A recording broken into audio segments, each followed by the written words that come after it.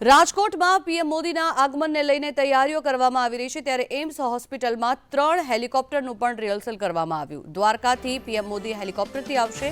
એમ્સમાં 25 ફેબ્રુઆરીએ રાજકોટ એમ્સના અનેક વિવિધ પ્રકલ્પોનું ઉદ્ઘાટન કરશે।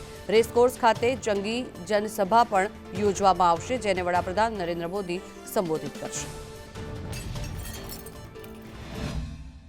વડાપ્રધાન નરેન્દ્ર મોદી 25મી ફેબ્રુઆરીએ રાજકોટ એમ્સનું લોકાર્પણ કરવાના છે। તેમને લઈને તંત્ર દ્વારા જે તૈયારીઓ જે છે તે કરવામાં આવી રહી છે।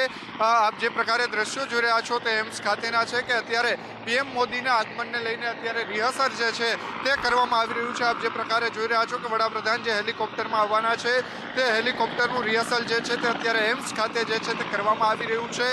3 જેટલા હેલિકોપ્ટરની અંદરથી વડાપ્રધાનનો કાફલો જે છે તે પસાર થવાનો છે અને તેમને જ લઈને અત્યારે રિહર્સલ જે છે તે અત્યારે કરવામાં આવી રહ્યું છે। સાથે સાથે એસપીજી કમાન્ડો છે તે પણ એમ્સ ખાતે પહોંચી ચૂક્યા છે અને એમ્સને લઈને અત્યારે તપાસ જે છે તે કરવામાં આવી રહી છે। ઉલ્લેખનીય છે કે વડાપ્રધાન નરેન્દ્ર મોદી 25મી તારીખે ગુજરાતની સૌથી મોટી કહી શકાય તે એમ્સનું લોકાર્પણ કરવાનું છે। તેમને લઈને અત્યારે તૈયારીઓનો આખરી ઓપ જે છે તે અત્યારે આપવામાં આવી રહ્યો છે। હાલ વાત કરીએ તો વડાપ્રધાન જે છે તે રેસકોર્સમાં 25મી તારીખે સભા જે છે તે જનમેદનીને સંબોધવાના છે અને તેમને લઈને પણ ભાજપ અને તંત્ર દ્વારા તૈયારીઓ જે છે તે કરવામાં આવી રહી છે। તો હાલ રિહર્સલ જે છે તે વડાપ્રધાન જ્યાંથી નીકળવાના છે તે રૂટમાં અને તેમજ એમ્સ ખાતે જે હેલિકોપ્ટરથી દ્વારકાથી તેઓ સીધા અહીંયા આવવાના છે તેમને લઈને અત્યારે રિહર્સલ જે છે તે કરવામાં આવી રહ્યું છે।